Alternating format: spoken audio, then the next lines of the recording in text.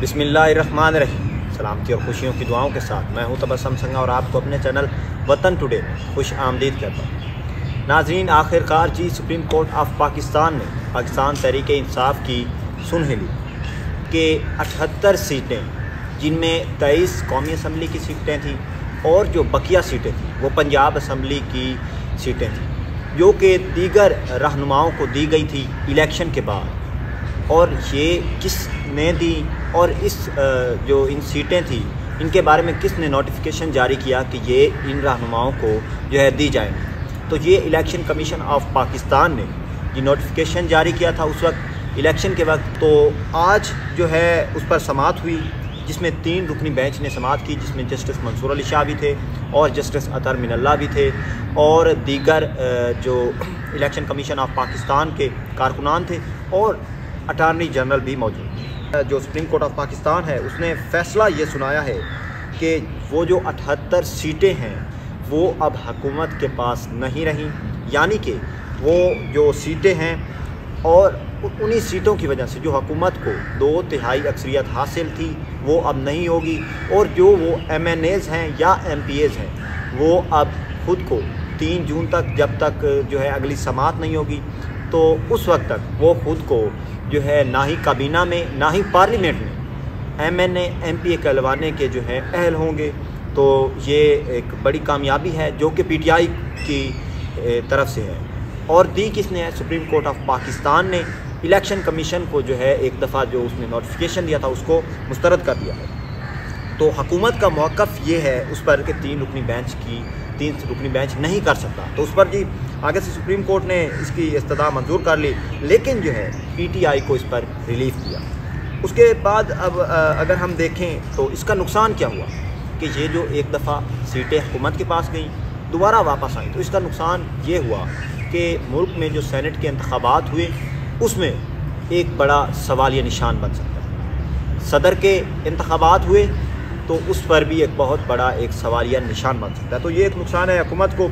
तो जो है वो जो सीटें छीनी गई थी कुछ ही दिनों में जो है वापस मिल जाएंगी, और जो शहबाज हुकूमत है उसकी हम कह सकते हैं कि पहली ईंट जो है वो निकल गई है उसकी हुकूमत में से, उसकी हुकूमत की दीवार में से। तो उस पर जब समाअत हो रही थी तो जो है इलेक्शन कमीशन ऑफ पाकिस्तान, उनके हुकाम को भी बुलाया गया था, अटारनी जनरल को भी बुलाया गया था। तो जस्टिस मंसूर अली शाह ने सुप्रीम कोर्ट ऑफ पाकिस्तान की जानिब से सवाल किया कि इलेक्शन कमीशन के वकील से कि देखिए, मिसाल के तौर पर 206 नशिस्तें हैं, जिसमें 6 नशिस्तें एक मखसूस पार्टी की हैं, जिसमें वो IPP हो सकती है और PPP हो सकती है, PMLN हो सकती है या PTI, और 200 ऐसी नशिस्तें हैं जो कि जिन पर आज़ाद उम्मीदवार थे। तो ये कैसे हो सकता है कि आप वो जो 70 सीटें हैं वो उन 6 उम्मीदवारों को दे रहे हैं और 6 सीटों वाली पार्टी को दे रहे हैं, और जो है 200 जो सीटें हैं, जो 200 सीटों वाले उम्मीदवार हैं वो कोई भी पार्टी हो सकती है, आज़ाद उम्मीदवार है ना, तो आप उनको क्यों नहीं दे रहे? बड़ा उन्होंने एक सवाल किया और पूरे हाल में, सुप्रीम कोर्ट के हाल में एक कहका सा लगा और सारे लोग हंसने लगे कि बड़ी उन्होंने एक एग्जाम्पल के साथ, मिसाल के साथ समझाया। जस्टिस मंसूर अली शाह ने बड़ी अच्छी बात की। तो उस पर जो इलेक्शन कमीशन के वकील थे उन्होंने कहा कि 3 मई को बाकायदा समाअत होगी और इस पर जो है फ़ैसला सुनाया जाएगा। लेकिन जो है हुकूमत ने बहरहाल बहुत ही इस्तदा की, लेकिन उनकी जो इस्तदा थी वो मंजूर कर ली गई वक्ती तौर पर। लेकिन ये समाअत के बाद पाकिस्तान तहरीक इंसाफ के जो रहनुमा हैं बैरिस्टर गौहर, उन्होंने कहा कि जो हुकूमत है वो 2/3 अक्सरियत से महरूम हो गई है। उसके बाद जी सलमान अकरम राजा भी उनके साथ थे। जब उन्होंने मीडिया से गुफ्तगू की, उन्होंने कहा कि बैरिस्टर गौहर ने कि हमारी 78 नशिस्तें थीं जो कि दूसरी जमातों को दी गई। इन सीटों की बुनियाद पर हुकूमत 2/3 अक्सरियत का जो है दावा करती रही, और इस सारे अमल में हम कहते रहे कि हमारे साथ गैर आइनी सलूक हुआ। उन्होंने कहा, बैरिस्टर गौहर ने, कि जब इलेक्शन हुआ था हम कहते रहे आपको, हम चीख कर कहते रहे कि जो है हमारा मैंडेट हमसे छीना गया है, सीटें हमसे छीनी जा रही हैं और हमसे जो है हमारे जो नुमाइंदगान हैं वो हमसे छीने जा रहे हैं। तो उन्होंने कहा कि हम कहते रहे कि सियासी जमातों को इसकी जितनी नशिस्तें बनती थी उससे ज़ायद नशिस्तें मिल रही हैं। हमारा मौक़िफ़ यही था कि सुप्रीम कोर्ट को फ़ैसला करने दें, हमें अदलिया पर जो है पूरा एतमाद है और हम अदलिया का एहतराम करते हैं। ये कहा है थी बैरिस्टर गौहर ने।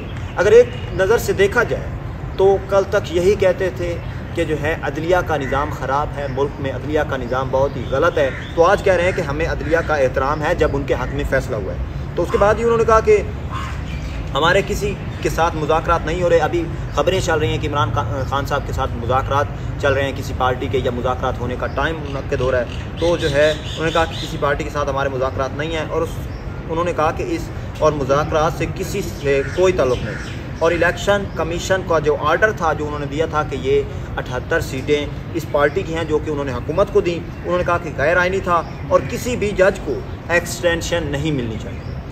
आज जब समाअत हुई तो जस्टिस मंसूर अली शाह साहब ने कहा कि ये जो फ़ैसला हुआ है, और उसमें जो 78 सीटें थी वो एक साइड से हुकूमत की तरफ से निकल गई, और जो जस्टिस काजी फाइज़ ईसा को एक्सटेंशन दी जा रही थी और तकरीबन मिलने ही वाली थी, तो वो उनकी कैंसिल हो चुकी है और अब उनको एक्सटेंशन नहीं मिलेगी। और सुप्रीम कोर्ट ऑफ पाकिस्तान के जो चीफ जस्टिस हैं वो नए मुंतखब होंगे। मान अकरम राजा ने यह कहा इस मौके पर, उन्होंने कहा कि आइन को बिगाड़ने वालों को आज शिकस्त हुई, अदलिया आइन पाकिस्तान और जमहूरियत के साथ खड़ी है।